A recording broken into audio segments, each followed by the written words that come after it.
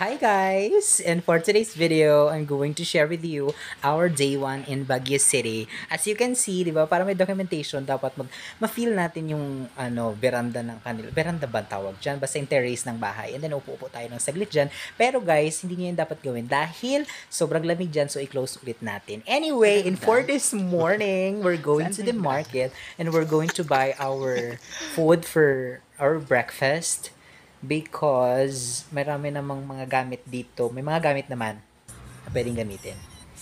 Anyway, so nagsakay kami ng taxi that cost us 80 pesos. Punta kami sa market at nung may nabili namin at tingnan nyo guys, pagdating namin ni Joven, Kay diba? pa-cellphone lang? Dahil pa-cellphone lang, sila busy na doon kakaluto. Tapos yung isa pa, diba? Kagigising lang kami galing na sa market, naligaw na kami, naarawan na siya. But anyway, so we played sungka for a little bit kasi meron silang material dito. Anyway, di ba busy na nga sila magluto? Tingnan nyo sila. Oh, si Juliet pati si Miljoy. Sana all nanonood lang ng TV. Mamaya kakain na yan sila, di ba? Hindi pa yan si... Hi guys, ito nga pala yung aming chef at... Range. Anyway, so for today's video, ang ating ulam ay yung mga pinamili namin kanina. Anyway, for today's video, this is our outfit for today. Kung may mga turtle kayo, dalhin nyo na dahil malamig talaga dito. Punta kami, mamimili kami ngayon. Sabi ni Miljoy, 9 a.m. Time check, mag-11 na po. So, since pagpunta nga namin doon ay cost us 80 pesos, dalawa kami. So, pagpunta namin naman dito, since 5 na kami, nag-jeep na lang kami. And riding a jeepney, it cost us only 12 pesos each, 'di ba? Sobrang laki ng difference.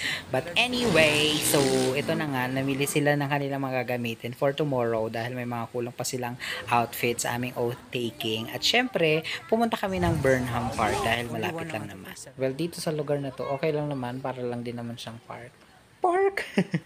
So, nagbabudo lang naman kami dito ng around 75 pesos para sa picture taking. Actually, hindi ko na siya nakuha ng video kasi pag mag-video daw or mag-picture picture, ayan, sila yung mga naka-green, ay may dagdag na 50 pesos. Anyway, pag yung mga magpa-picture ka at binayaran, may babayaran lang na 75 pesos, isi-send naman nila sa messenger mo, kukunin nila yung account mo.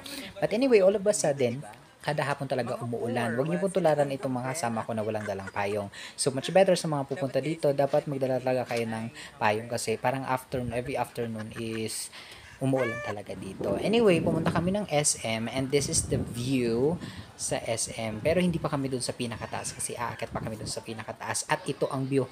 Ang view?